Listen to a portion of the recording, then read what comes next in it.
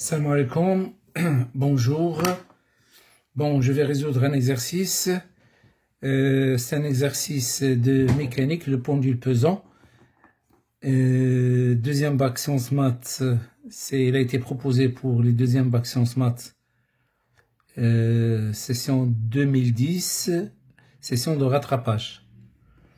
Bon, donc je vais résoudre cet exercice à la demande de certains élèves. Bon, l'exercice. Bon, aussi, les élèves de PC, ils peuvent suivre cet exercice. C'est très intéressant. Donc, aussi, il fait partie du programme de PC. Alors, l'exercice est le suivant. Alors, donc, كما قلت أنا التمرين هذا يقدروا يتابعوا معايا les élèves ديال PC ولي élèves ديال سيونس مات. دونك هذا التمرين هذا نصحوا نتيجة الطلب ديال واحد المجموعة من ديال التلاميذ.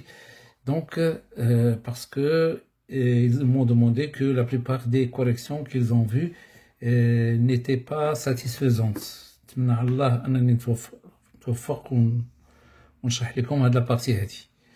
Bon. Alors, donc, l'exercice est le suivant. Donc, étude énergétique d'un pendule pesant. On considère un pendule pesant effectuant des oscillations libres, non amorties. C'est-à-dire, il y a absence de frottement. Alors, le pendule étudié est une tige AB homogène de masse petit m et de longueur AB est égale à L est égale à 60 cm. L. Alors, pouvons tourner dans un plan vertical autour d'un axe delta horizontal passant par son extrémité A. Figure 2. Voilà la figure. Le moment d'inertie de la tige par rapport à l'axe delta, G delta est égal à 1 tiers ml carré. ml carré. Alors, on étudie le mouvement du pendule dans un repère lié au référentiel terrestre que l'on suppose galiléen. Alors donc, on repère à chaque instant la position du pendule par l'abscisse angulaire θ. Alors donc, qui est l'angle que fait la tige avec la verticale passant par A. Alors on choisit le plan horizontal passant par G0, position du centre d'inertie de la tige AP, dans la position d'équilibre stable comme état de référence pour l'énergie potentielle de pesanteur EP égale à 0. Donc ici, ils ont choisi le plan passant par G0. Ici, là, c'est l'énergie potentielle EP est égale à 0. Donc EP égale à 0 pour θ égale à 0. Alors maintenant, on admet dans le cas de faible oscillation que cos θ est égal à 1 moins θ carré sur 2, avec θ en radian. Et on prend G est égal à 9,8 mètres secondes moins 2. Équation différentielle du mouvement du pendule. 1,1 montrer que l'expression de l'énergie potentielle de pesanteur EP de la tige peut s'écrire sous la forme EP est égal à mgl sur 2 facteur de 1 moins cos θ. Bon, alors la définition de l'énergie potentielle de pesanteur. Donc l'énergie potentielle de pesanteur EP est égale à mg z moins z0. Alors maintenant, donc on peut travailler avec z moins z0. Donc si G se trouve en haut du niveau de référence, donc on écrit EP est égal à mg h. Donc il suffit de chercher le h. Voilà le h, c'est la hauteur entre le plan de référence et la position du point G. Donc je vais appeler ce point-là M. Donc la distance h, la voilà. Voilà la distance h. Alors on cherche h. H, c'est la distance mg0. mg0 est égal à la distance AG0 moins AM. Alors nous avons le triangle AMG, triangle A, M, G. Donc dans ce triangle, nous avons AM, c'est le côté adjacent. Donc on travaille avec le cos. Cos θ est égal le côté adjacent AM sur AG. Donc AM est égal AG cos θ. Donc H est égal à G0 moins AG cos θ. Alors nous avons AG est égal à G0 est égal L sur 2. Donc le H est égal L sur 2 facteur de 1 moins cos θ. Donc on remplace ici EP est égal MGH, c'est-à-dire MG L le tout sur 2 facteur de 1 moins cos θ. Voilà l'expression de EP. La deuxième question. Alors, 1-2. Dans le cas de faible oscillation, écrire l'expression de l'énergie mécanique EM de la tige à un instant T en fonction de M, L, G, θ, dθ sur dt. Alors, nous avons EM est égal EC plus EP. Alors, EC, il est égal à 1 demi G delta θ point carré. Donc on peut remplacer le G delta par ML carré. G delta qui est égal à ML carré sur 3. Donc on peut la remplacer ici. Ça donne EC est égal ML carré sur 6 fois θ point carré. Maintenant EP. EP, on l'a déjà démontré, c'est MGL sur 2 facteur de 1 moins cos θ. Alors nous avons cos θ de faible amplitude, cos θ, il est sensiblement égal à 1 moins θ carré sur 2. Donc en la remplaçant ici, 1 moins 1 c'est 0, donc ça donne EP. EP est égal MGL sur 2 fois θ carré sur 2. Donc EP est égal MGL sur 4 θ carré. Donc l'expression de EP dans le cas de faible oscillation. Ça c'est l'expression de EC. Alors donc EM, c'est la somme ML carré sur 6 θ point carré plus MGL sur 4 θ carré. Je peux factoriser EM est égal, je factorise M, je factorise L carré sur 6. Donc il reste θ point carré plus, alors ici ça reste 3 G sur non, on a factorisé ici donc ici c'est on a factorisé 6, donc il reste 3G sur 2 θ carré. Voilà l'expression de EM. Donc ça c'est 6. Voilà.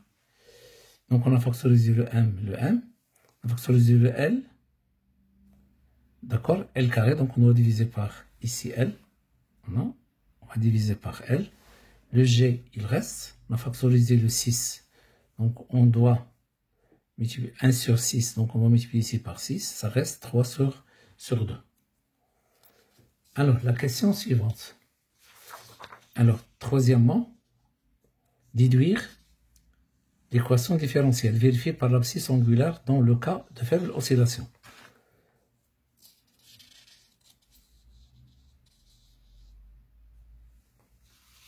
Donc ici, c'est 1, 2.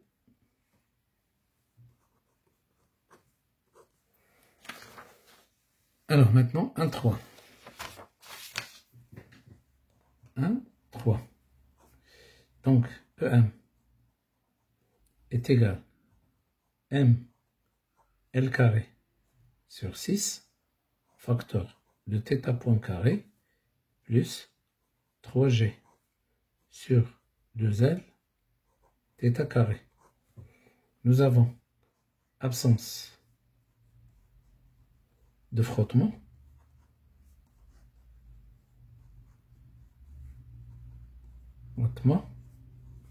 Donc, l'énergie mécanique, EM, est constante. Et sa dérivée, d de EM, sur dt est égal à 0. Donc, on va dériver d de EM sur dt est égal à d sur dt de m L carré sur 6 facteur θ point carré plus 3G sur 2L θ carré. Voilà. Donc ml carré sur 6 constante. Donc on va la faire sortir. Donc DEM sur dt est égal à ml carré sur 6. Donc d sur dt de θ point carré plus 3G sur 2L θ carré. Donc, est égal. Donc, tout ça égal à 0. Égal à 0. Donc, m L carré sur 6, la dérivée de θ point carré, c'est 2 fois θ, θ point, θ de point, plus 3G sur 2L. Dérivée de θ carré, c'est 2 fois θ, θ point. Le tout égal à 0. On va factoriser θ point, 2θ, θ point. 2 θ point, on va la factoriser. Donc, m L carré sur 6. 2 θ point facteur. Qu'est-ce qu'il reste ici? θ de point plus 3G sur 2L fois θ est égal à 0. Alors ici, on va simplifier par, donc ça donne m L carré sur 3 θ point facteur de θ de point plus 3G sur 2L θ, le tout égale 0. Nous avons m L carré sur 3 différence de 0. θ point différent de 0. Donc, il reste celle-là est égale à 0. θ de point plus 3G sur 2L θ égale à 0. Voilà l'équation différentielle. On peut l'écrire aussi d carré θ dt carré plus 3G sur 2L θ égale à 0.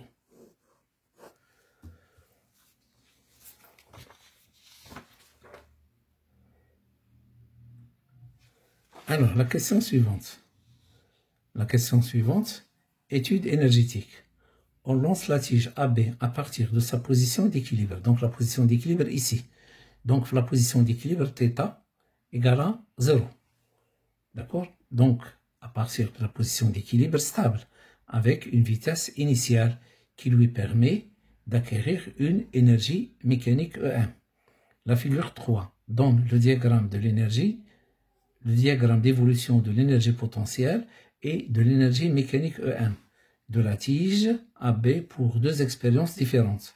Dans chaque expérience, la tige est lancée à partir de sa position d'équilibre stable avec une vitesse initiale donnée. Elle acquiert dans chaque expérience une énergie mécanique donnée. Dans l'expérience 1, l'énergie mécanique c'est EM1. Dans l'expérience 2, l'énergie mécanique EM2. Bon, alors déterminer à l'aide du graphe de la figure 3 la nature du mouvement de la tige dans chaque expérience. Voilà la question qui est mal expliqué. Donc, déterminé à l'aide du graphe. D'accord? Donc, de 1. Donc, nous avons le graphe.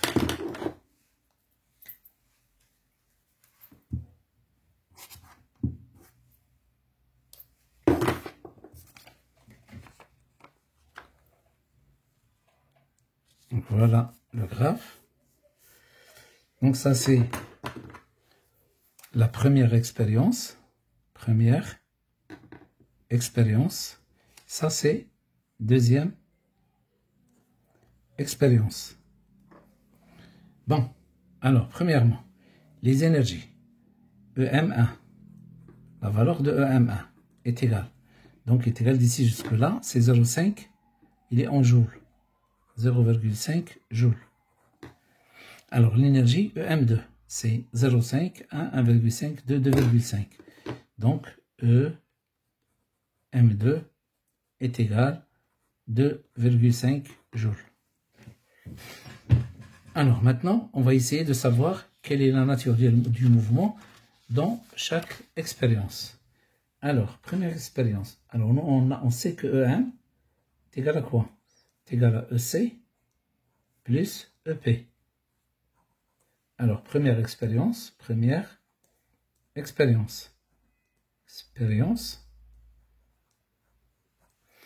Alors, donc, nous avons EM1. Donc, EM1 est égal à EC plus EP.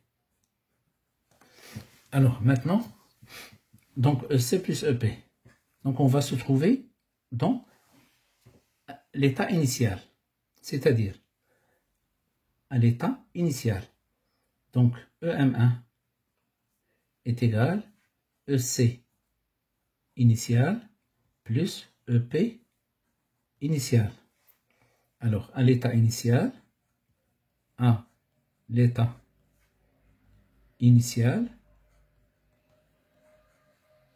donc le pendule, donc d'après l'exercice, la tige est lancée à partir de sa position d'équilibre stable. Donc, à l'état initial, la tige se trouve dans la position d'équilibre. Équilibre stable. Donc, θ égale 0. Et EP qui est égal à MGL sur 2, facteur de 1 moins cos de θ. Alors, cos θ est égal à 1. Donc, l'énergie potentielle initiale est égale à, donc initiale est égale à 0. Donc, EC initial est égal à EM1 est égal à 0,5 joules. Alors, maintenant, on suppose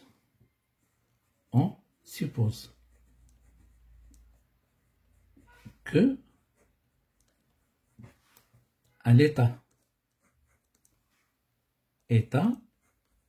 final, donc le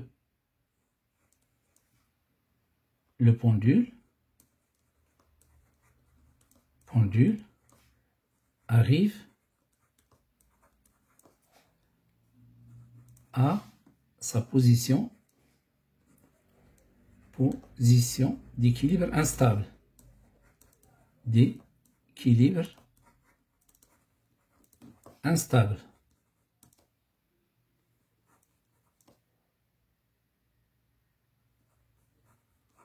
Instable. Bon.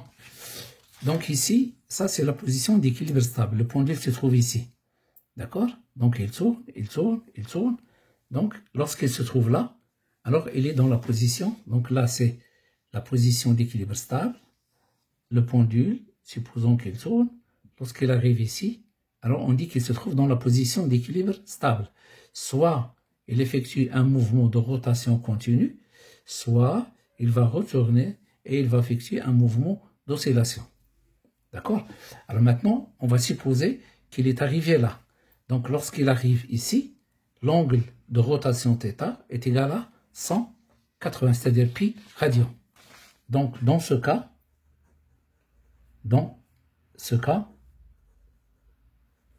alors θ final est égal pi radian. Et d'après la courbe, nous avons ici pi. Donc pi radian, la valeur de EP est égale à combien? Il est égal à 2 joules. Donc, et d'après la courbe,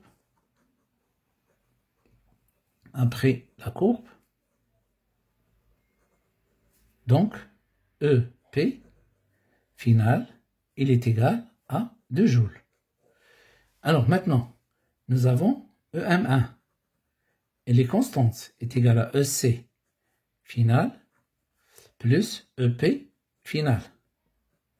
Donc EC final, il est égal à EM1 moins EP final. Donc il est égal EM1, c'est 0,5 moins 2. Donc EC final, il est égal moins 1,5 joules. Ce qui est impossible. Ce qui est impossible. Impossible.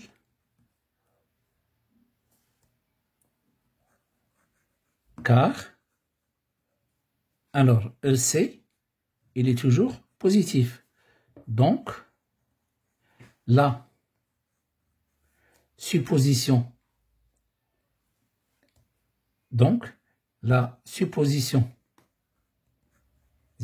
est fausse.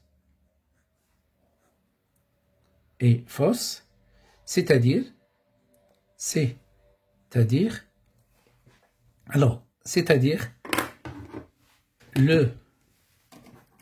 le pendule n'arrive, dans ce cas, ne peut pas arriver à sa position, c'est-à-dire la tige ne peut pas arriver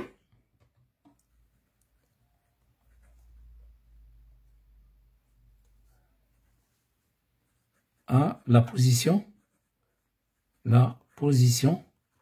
d'équilibre instable.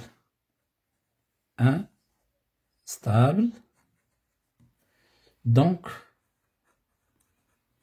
EC final est égal à 0 et le mouvement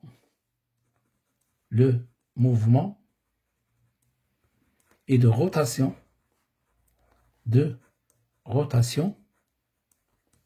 oscillatoire.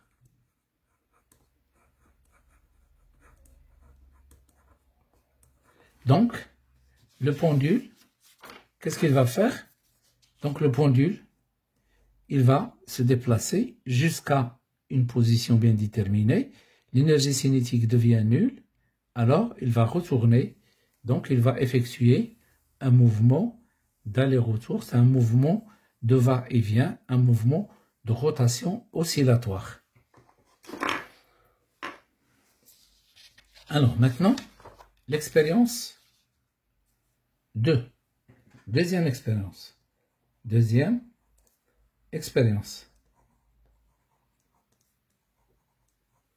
Alors, deuxième expérience, nous avons toujours EM2 est égal EC initial, bien sûr 2, plus EP initial 2. Toujours EP initial, puisque θ initial égale à 0, donc automatiquement EP initial 2 égale 0. Donc EC initial 2 est égal EM2. Sa valeur il est égal à 2,5 joules. Maintenant, à l'état final, d'accord? Donc, EM2 est égal à EC final 2 plus EP final 2.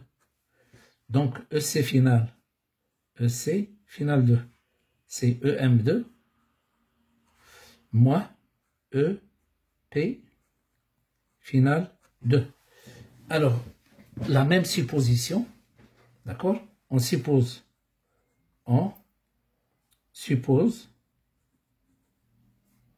que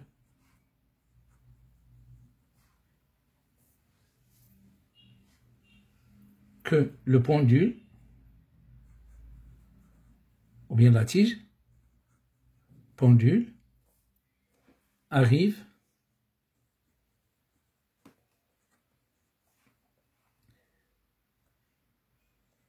à sa position d'équilibre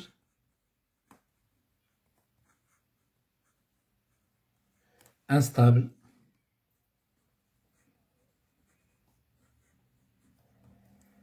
Alors, avec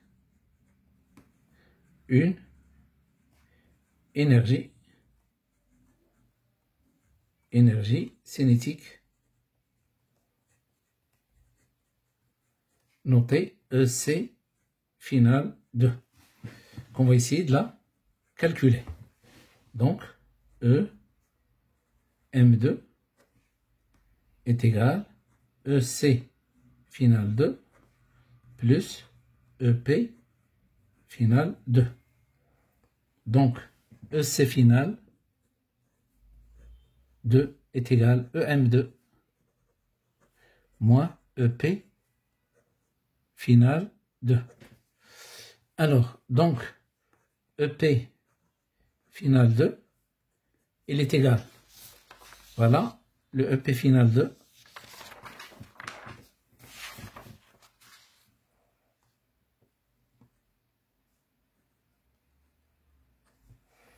Donc, il est égal à 2 joules. EM2 est égal à 2,5 joules. Donc, EC final 2, il est égal à 2,5 moins 2 est égal à 0,5 joules. Donc, qu'est-ce que j'en constate? On constate que EC ne s'annule jamais. Il est différence de 0. Donc nous avons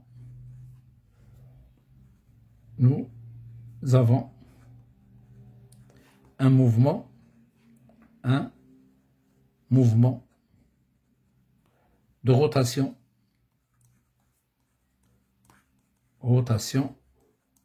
continue.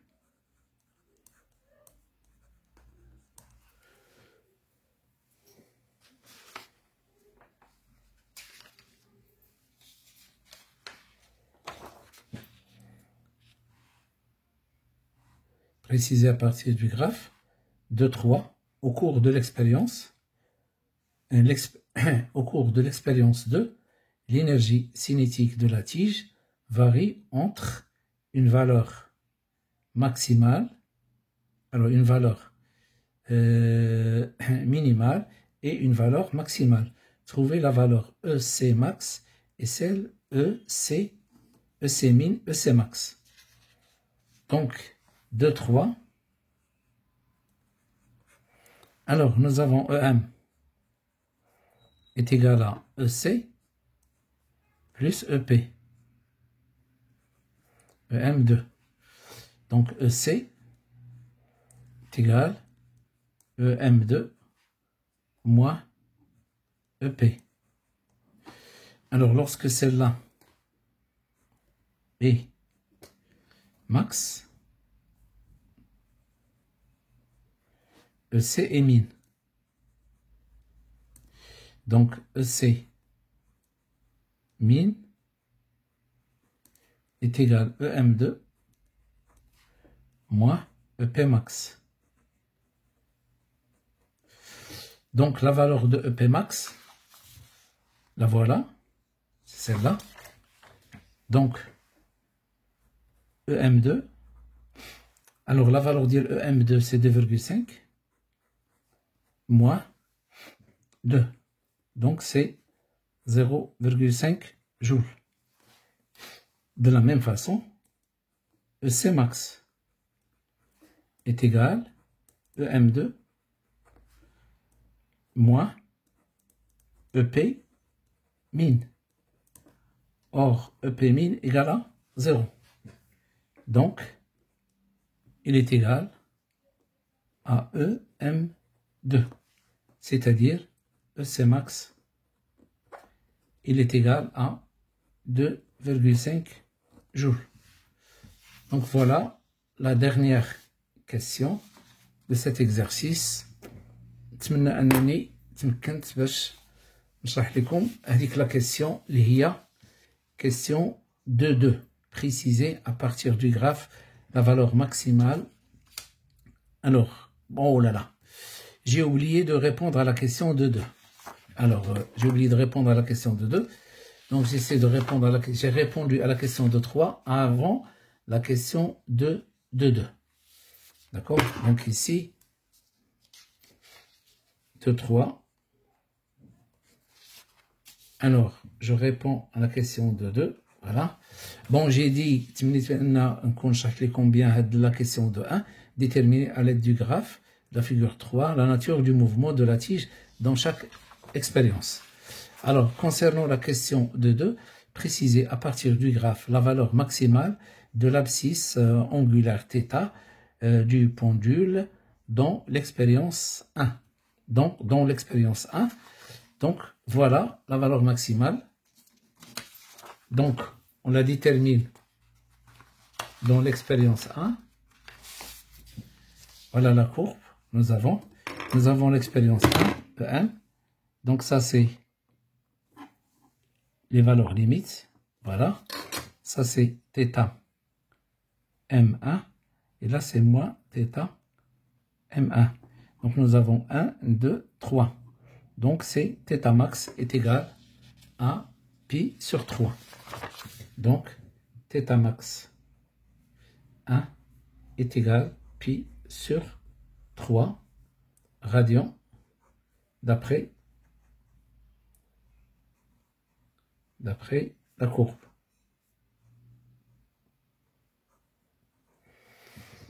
Alors donc, c'est la fin de cet exercice. À la prochaine, Inch'Allah.